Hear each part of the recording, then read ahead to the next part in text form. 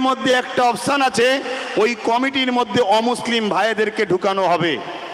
আমি কারো বিদ্বেষ চাইছি না, কিন্তু আমি বলতে চাই মুসলমানদের যেমন অকাপ সম্পদ আছে, আদিবাসীদের জল জঙ্গলের সম্পদ আছে, যদি বলুন অন্য সম্প্রদায়ের মন্দির কমিটিতে যদি মুসলমানকে ঢুকানো হয়, এটা হিন্দু ভাইয়েরা কি সুস্থভাবে নেবে, না আমাদের ঢুকার প্রয়োজনও আছে? কেন সে সম্বন্ধে আমরা বুঝি না, এটা আস্থা বিশ্বাসের ব্যাপার।